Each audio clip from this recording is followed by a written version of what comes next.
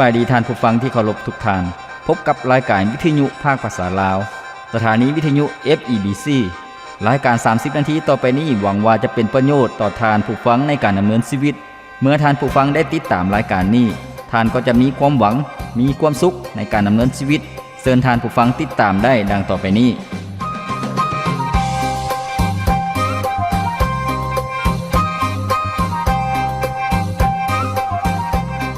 คำของพระเจ้าได้กล่าวไว้ว่าพระเจ้าองค์นี้เป็นที่พึ่งอันเข้มแข็งทรงจัดเตรียมทางอันปลอดภัยให้ข้าน้อยได้พระธรรม2ซามูเอลบทที่22ข้อที่33สุขสบายดีพ่อแม่พี่น้องท่านผู้ฟังที่เคารพรักทุกท่านพบกันอีกเช่นเคยกับรายการชีวิตนี้ยังมีความหวัง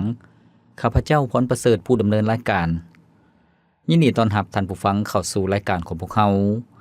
ซึ่งรายการของพวกเราเป็นรายการที่มีจุดประสงค์เป้าหมายให้กับพี่น้องประชาชนลาวทุกๆท่าน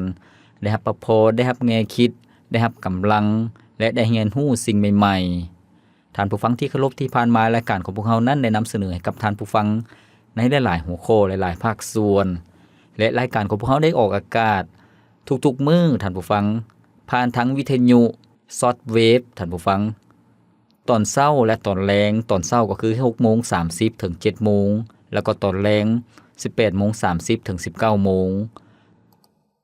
ในช่วงตอนเช้าอยู่ในคลื่นซอฟต์เวฟ9795ท่านผู้ฟังแล้วก็ส่วนตอนแลงก็คืออยู่ในคลื่นซอฟต์เวฟ12095นั่นก็คือคลื่นของรายการของพวกเราผ่านทางวิทยุท่านผู้ฟังบ่เพียงแต่เท่านั้นรายการของพวกเรายังได้นำเสนอผ่านทางอินเทอร์เน็ตก็คือผ่านทาง YouTube แล้วก็ผ่านทาง Facebook ท่านผู้ฟังเพียงแต่ท่านผู้ฟังพิมพ์ภาษาอังกฤษเข้าไปคำว่า FEBC ลาวท่านผู้ฟังก็จะเห็นรายการของพวกเราเป็นหัวข้อเป็นภาคส่วนท่านผู้ฟังสามารถฟังสดแล้วก็ฟังย้อนหลังได้เชื่อว่าจะให้แง่คิดที่ดีสำหรับท่านผู้ฟังท่านผู้ฟังที่เคารพในมื้อที่ผ่านมาพวกเราได้รับฟังนำกันแล้วในหัวข้อที่บอกว่าฮู้จักองค์พระเยซูคริสต์เจ้าได้รับชีวิตนิรันดรท่านผู้ฟังซึ่งก็เป็นความจริงก็คือว่าเมื่อพวกเราฮู้จักกับองค์พระเยซูเจ้าเชื่อวางใจในพระองค์พวกเราก็ได้รับชีวิตนิรันดรซึ่งเป็นชีวิตที่บ่ได้ถูกตัดสินลงโทษตกนรกบึงไฟท่านผู้ฟังแล้วก็พวกเราได้เรียนรู้ว่าเมื่อพวกเรารับเชื่อวางใจในองค์พระเยซูเจ้าแล้วสิ่งที่เป็นการยั่งยืนสิ่งที่เป็นการค้ำประกันว่าพวกเรานั้นได้รับชีวิตนิรันดรแท้ๆพระเจ้าที่พวกเราเชื่อนั้นเป็นพระเจ้าองค์ที่แท้จริงก็คือชีวิตของพวกเรานั้นก็มีผลของพระวิญญาณเกิดขึ้นมาก็คือว่าชีวิตนั้นมีสิ่งที่ดีมีความประพฤติมีความรักความสัตย์ซื่อมีความดีมีสันติสุขมีความชื่นชมยินดีเกิดขึ้นนั่นก็คือผลของพระวิญญาณเป็นการยั่งยืนว่าพระเจ้าที่พวกเราเชื่อนั้นเปลี่ยนแปลงชีวิตของพวกเราแท้ๆท่านผู้ฟังขอบพระคุณพระเจ้าท่านผู้ฟังที่เคารพในการที่พวกเขาเดินทางไปไสก็แล้วแต่ท่านผู้ฟังที่เคารพเมื่อพวกเขาเว้าถึงการเดินทางบ่ว่าจะไปต่างแขวงหรือว่าไปตามสถานที่ท่องเที่ยวต่างๆนั้นพวกเขาต้องเรียนรู้พวกเขาต้องศึกษาเส้นทางที่พวกเขาจะไปท่านผู้ฟังว่าเส้นทางนั้นเป็นเส้นทางที่ดีบ่หรือบ่ดีเส้นทางนั้นจะปลอดภัยบ่หรือบ่ปลอดภัยโดยเฉพาะยามฝนท่านผู้ฟังแล้วก็ยามที่เขาเจ้าซ่อมแปลงถนนหนทางนั้นพวกเขาก็ต้องสังเกตแล้วก็ศึกษาเส้นทางบ่ดังนั้นพวกเขาก็จะพบกับอันตรายหรือว่าอุบัติเหตุท่านผู้ฟังเส้นเดียวกันชีวิตของพวกเขาก็เช่นเดียวกันท่านผู้ฟังที่เคารพมีหลายเส้นทางในชีวิตของคนเฮาสามารถที่จะเลือกเดินไปหรือว่าดำเนินชีวิตไปในเส้นทางหลายๆอย่างหลายๆเส้นทางแต่ว่าเส้นทางแต่ละเส้นทางนั้นก็มีความแตกต่างกันชีวิตของพวกเรานั้นจะมีความปลอดภัย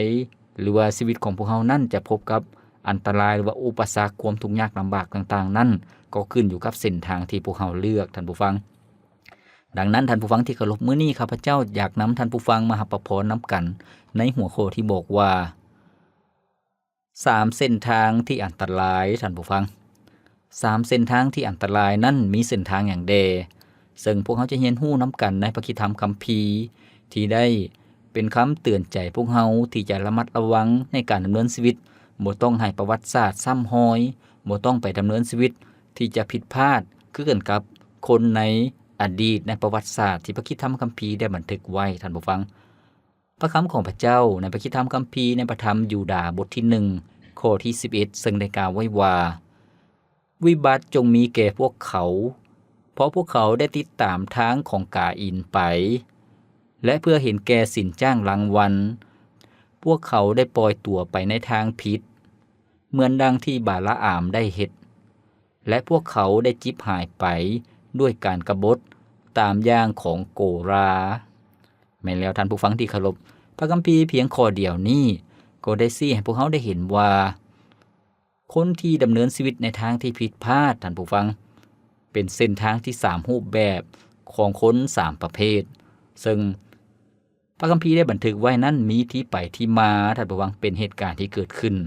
ซึ่งพวกเขาจะเรียนรู้นำกันในมื้อนี้ซึ่งเป็นหัวข้อที่บอกว่า3ทางที่อันตราย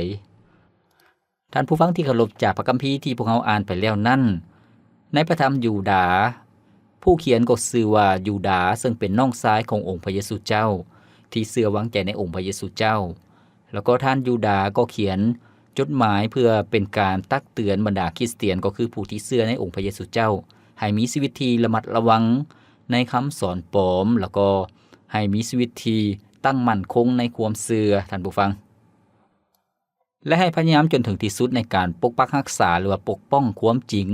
ของพระคำของพระเจ้าของข่าวประเสริฐซึ่งข้อที่3ได้กล่าวไว้ว่าเพื่อนที่ฮักของเฮาเอ๋ยเฮาอดสาพยายามอย่างสุดความสามารถเพื่อเขียนจดหมายมาถึงพวกเจ้าเกี่ยวกับเรื่องความพ้นที่พวกเฮามีอยู่ร่วมกันเมื่อเฮาเห็นความจำเป็น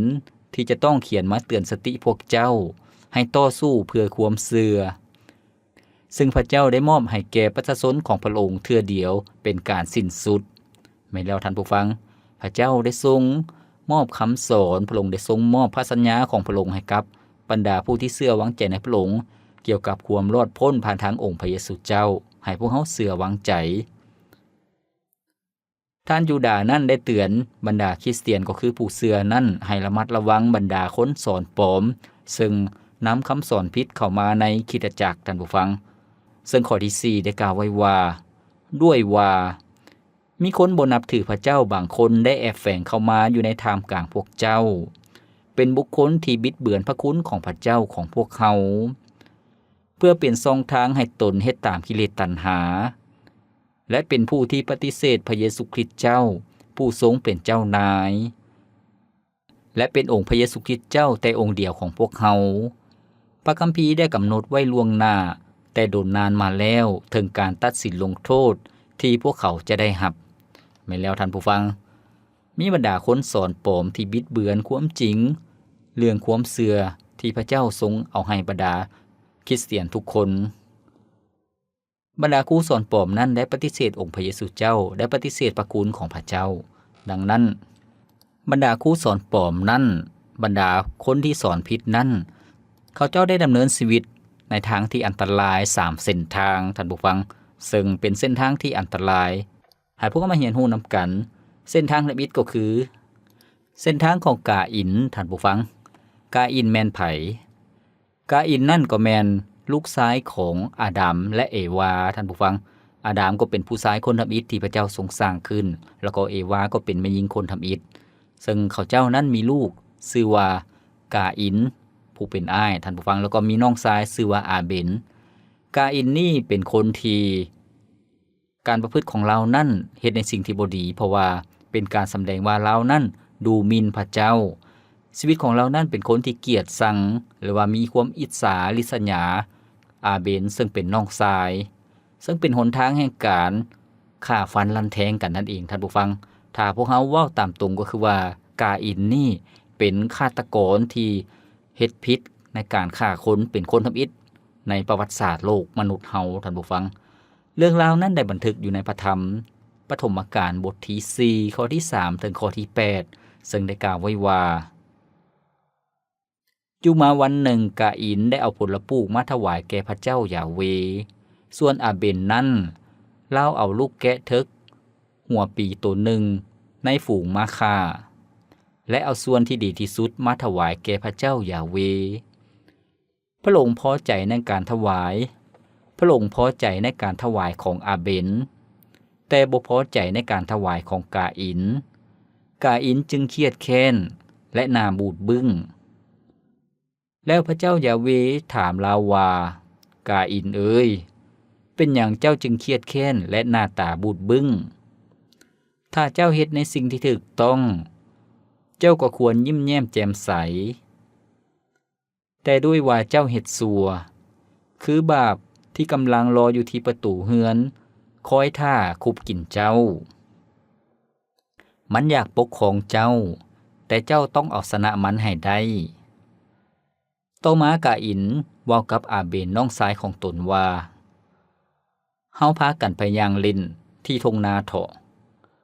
เมื่อ2ไอ้น้องไปที่ทุ่งนา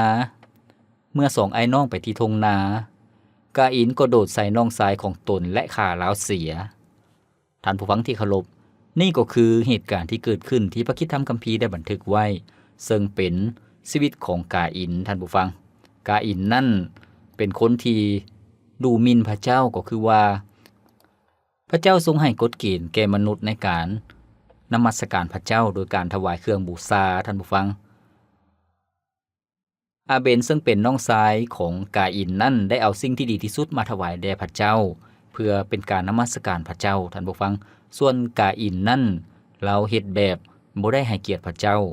เราบ่ได้เอาสิ่งที่ดีที่สุดแล้วก็เราบ่ได้ให้คุณค่าในการนมัสการพระเจ้าถวายเครื่องบูชาแด่พระเจ้าฉะนั้นพระเจ้าทรงฮู้จิตใจของกาอินฮู้จักแรงจูงใจของเราฮู้จักท่าทีของเราพระเจ้าเลยบ่ได้พอใจในเครื่องบูชาของกาอินแต่พระเจ้าทรงพอใจในเครื่องบูชาของอาเบลผู้เป็นน้องชายกาอินนั่นก็บ่พออกบ่พอใจมีความอิจฉามีความเครียดแค้นในที่สุดเราบ่ได้ยำเก่งพระเจ้าเราบ่ได้เชื่อฟังคำตักเตือนของพระเจ้าแล้วก็เฮ็ดตามใจของตนเองเฮ็ดตามความเครียดแค้นของตนเองแล้วก็ฆ่าน้องชายของตนเองซึ่งเป็นที่มาของการฆาตกรรมคนทำอิฐของโลกท่านผู้ฟังฉะนั้นท่านผู้ฟังที่เคารพชีวิตของพวกเขาก็ต้องระมัดระวังให้พวกเขาดำเนินชีวิตในทางที่ชอบธรรมให้พวกเขาดำเนินชีวิตที่ให้เกียรติแด่พระเจ้าบ่ต้อง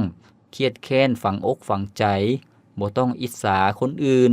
ที่เขาเจ้าได้ดีกว่าแต่ให้พวกเขาพอใจแล้วก็ให้พวกเขาที่จะสัตย์ซื่อต่อพระเจ้าบางคนเบิ่งคือว่าภายนอกนั้นเป็นคนที่ดีแต่ภายในนั้นมีความเครียดแค้นพระเยซูเจ้าทรงกล่าวตักเตือนบรรดาผู้นำศาสนาของคนยิวในสมัยของพระเยซูเจ้าก็คือว่าพวกฟาริสัยกับพวกธรรมจารย์และพวกปาโลหิตที่เขาเจ้าถือว่าตนเองนั่นเป็นคนที่ชอบธรรมในศาสนาชอบธรรมในหลักคำสอน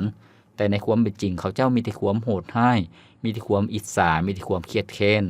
ฉะนั้นท่านผู้ฟังที่เคารพให้พวกเขาระมัดระวังเส้นทำอิฐก็คือเส้นทางของกาอินอย่าให้พวกเขาเรียนแบบชีวิตของกาอินท่านผู้ฟัง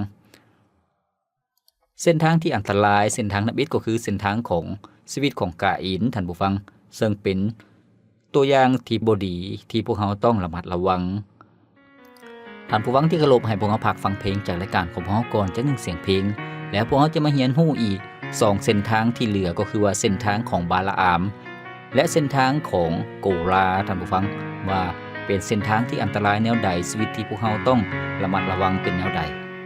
มีหลายครั้งที่ชีวิตเฮาเผชิญเรื่องราวให้หายโลกกำลังสับสนวุ่นวายมันบ่มีอิหยังแน่นอนแต่ชีวิตของเฮานั้นก็ยังคงมีความหวังเพราะพระเจ้าจะเป็นพลังเป็นแสงนำทางให้เฮาสู่ต่อไป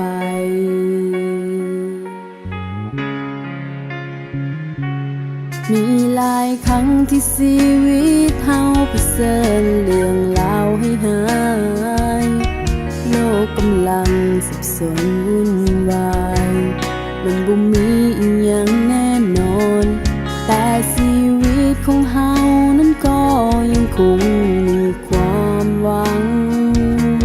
เพราะพระเจ้าจะเป็นพลังเป็นแสงนำทางให้เฮาสู่ต่อไป ว่าจะพบจะเจอเรื่องใดบอกตัวเองไว้ว่าบ่เป็นหยังเอาจะสู้ด้วยกำลังจากองค์พระคริสต์พระองค์ทรงเป็นพระเจ้าที่ข้านั้นไว้วางใจข้าบ่ยันกลัวเรื่องใดมีพระองค์เป็นที่ลี้ภัยพระองค์ปกป้องข้าไว้ให้ข้านั้นพ้นปลอดภัยให้พ้นจากสิ่งชั่วอันตรายใดๆก็ตามจะบ่มีทางเข้ามาแค่นี้ข้าล้มลงเพราะข้ามีพระองค์ที่ยืนอยู่เคียงข้างข้าและจะไว้วางใจพระองค์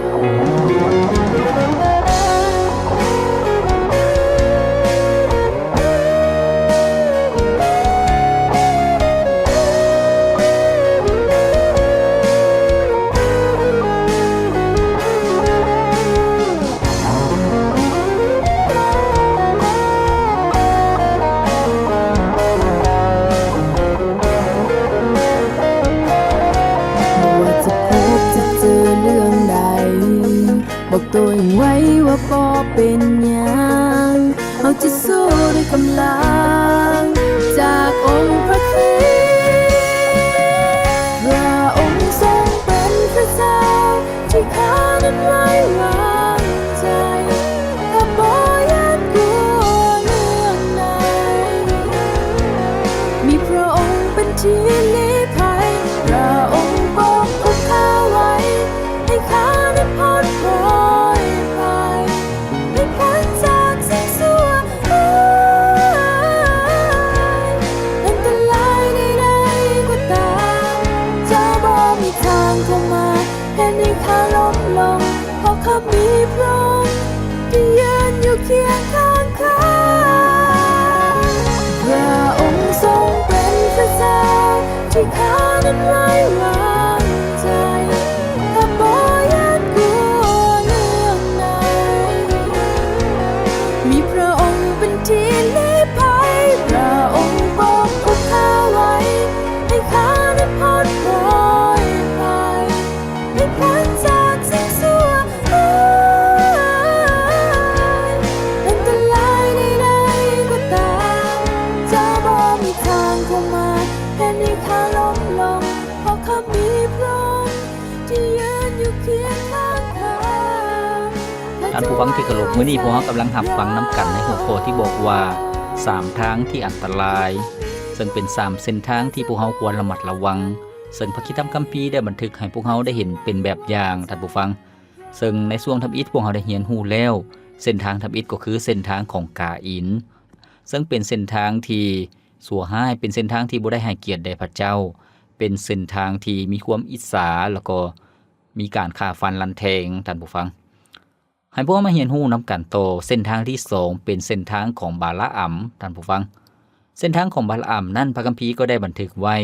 ซึ่งอยู่ในพระธรรมยูดาห์บทที่1ข้อที่11ซึ่งตอนที่2ได้บอกว่า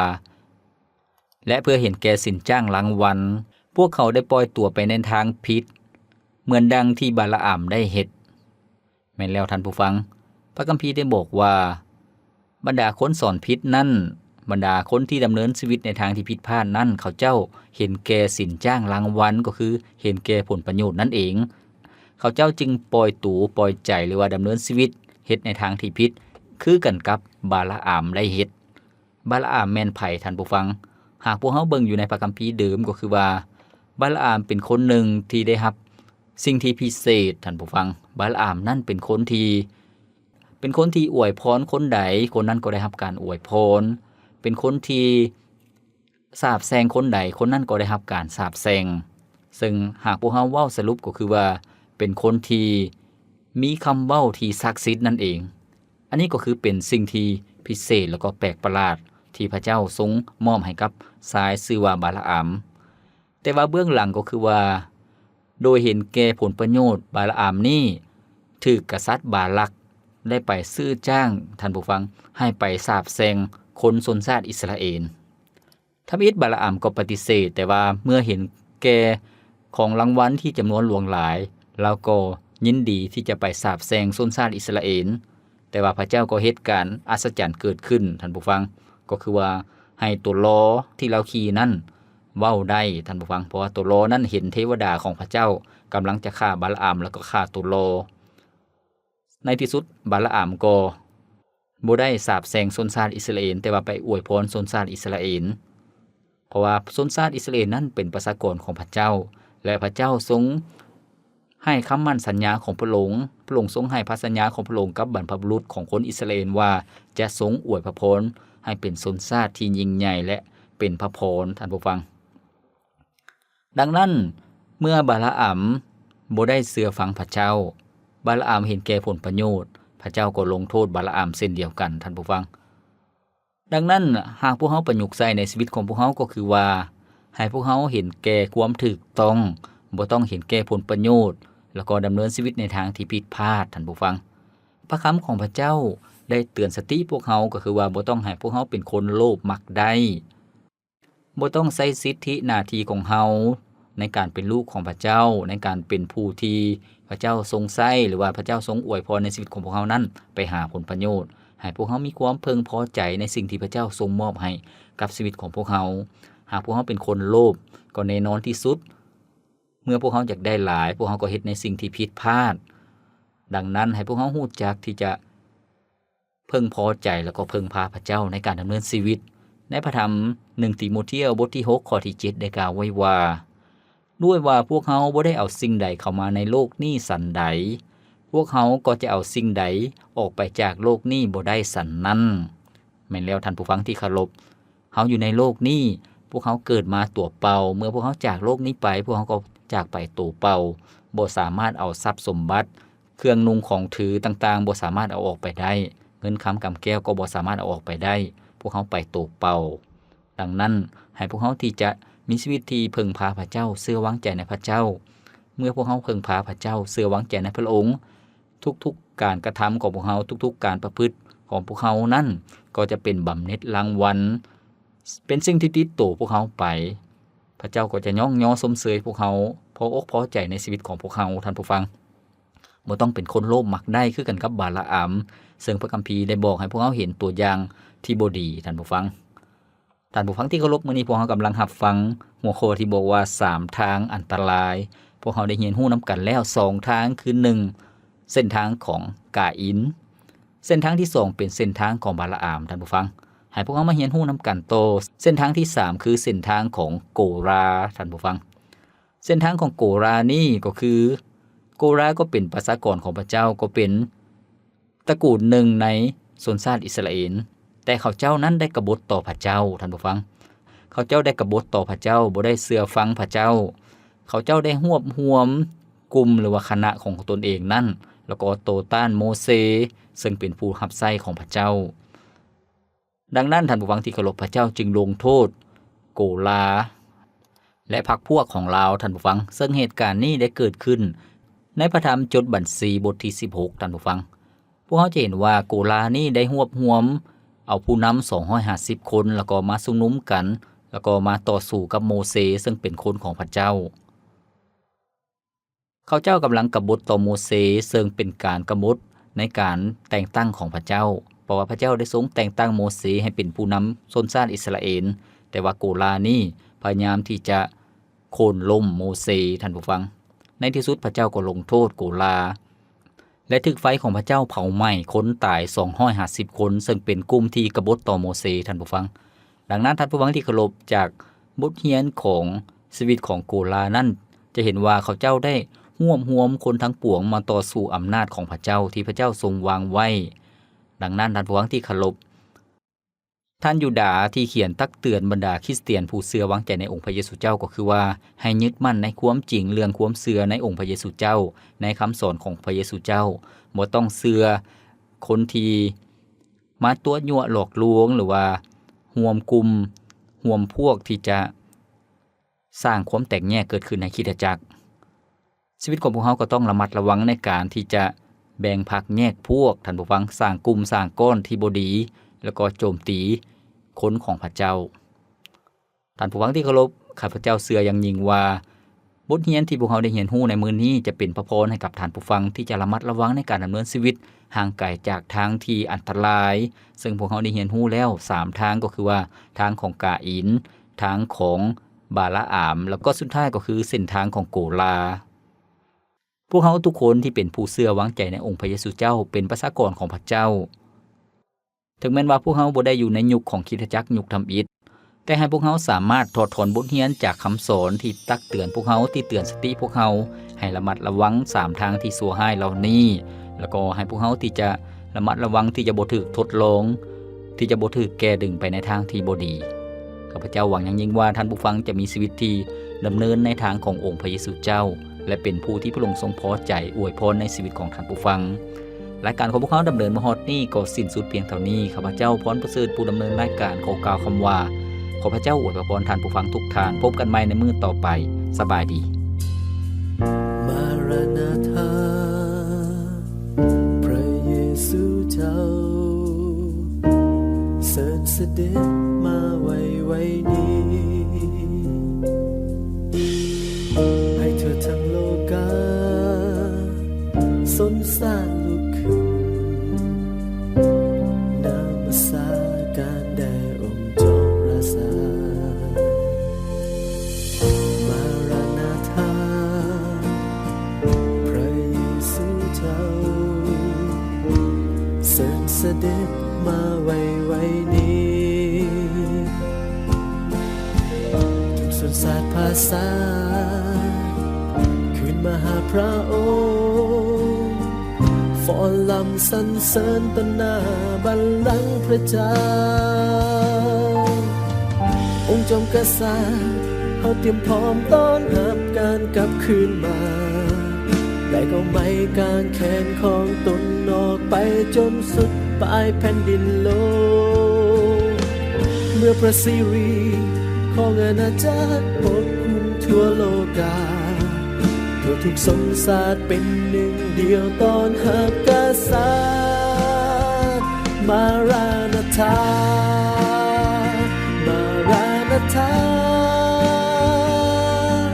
อาเมนเฮารอคอยการเสด็จกลับคืนมามารานาธามารานาธาอาเมนเฮารอคอยการเสด็จกลับคืนมา